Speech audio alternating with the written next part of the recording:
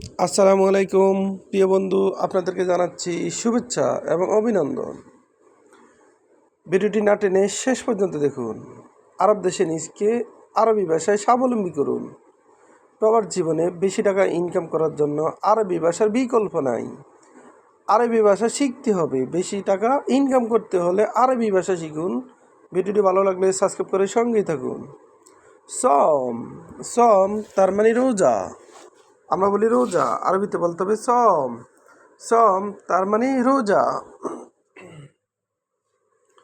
শাহর রমাদান এর অর্থ রমজান মাস। আমরা বলি রমজান মাস, আরবিতে বলতে হবে রমাদান। রমাদান তার মানে রমজান মাস। শাহার এর অর্থ মাস, শাহার তার মানে মাস।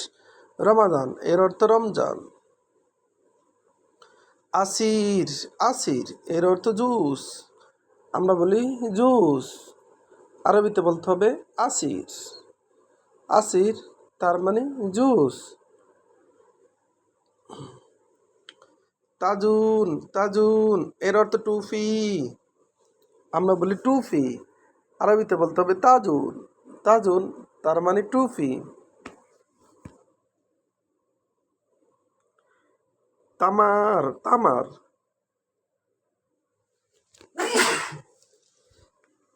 তামার এর অর্থ খেজুর। আমরা বলি খেজুর, আরবিতে বলতে হবে তামার। তামার তার মানে খেজুর। ফখি ফখি এর অর্থ ফল। আমরা বলি ফল, আরবিতে বলতে হবে ফখি। ফখি তার মানে ফল। সম্বুসা সম্বুসা এর অর্থ সমোসা। আমরা বলি সমোসা, আরবিতে বলতে হবে সম্বুসা। আবার ফল এর আরবি ফখি। মুজ মুজ এর অর্থ কলা। আমরা বলি কলা, আরবিতে বলতে হবে মুজ। মুজ তার মানে কলা। ফতুর ফতুর এর অর্থ ইফতার। ফতুর তার মানে ইফতার। আমরা বলি ইফতার, আরবিতে বলতে হবে ফতুর। ফতুর তার মানে ইফতার। হালিব হালিব এর অর্থ দুধ। আমরা বলি দুধ, আরবিতে বলতে হবে হালিব। হালিব তার মানে দুধ। শহুর শহুর এর অর্থ শহরি। শহুর তার মানে শহরি। আমরা বলি শহরি, আরবিতে বলতে হবে শহুর। ইদাম ইদাম এর অর্থ রান্না করা তরকারি।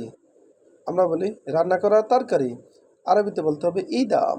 ইদাম তার মানে রান্না করা তরকারি। আবার দেখুন, সম সম এর অর্থ রোজা।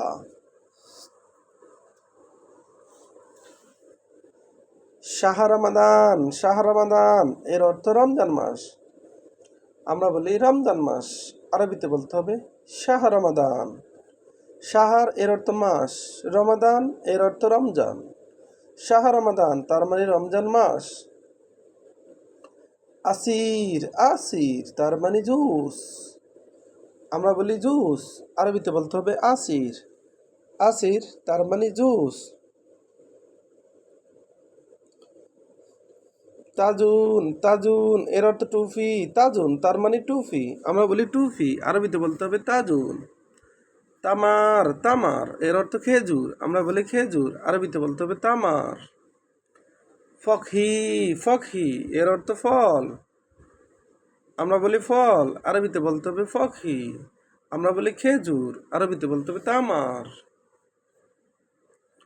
সম্বুসা সম্বুসা এর অর্থ সমোসা। আমরা বলি সমোসা, আরবিতে বলতে হবে সম্বুসা। সম্বুসা তার মানে সমোসা। মুজ মুজ এর অর্থ কলা। কলা, আমরা বলি কলা, আরবিতে বলতে হবে মুজ। মুজ তার মানে কলা। ফতুর ফতুর এর অর্থ ইফতার। ফতুর তার মানে ইফতার। আমরা বলি ইফতার, আরবিতে বলতে হবে ফতুর। হালিব হালিব এর অর্থ দুধ। আমরা বলি দুধ, আরবিতে বলতে হবে হালিব। হালিব তার মানে দুধ।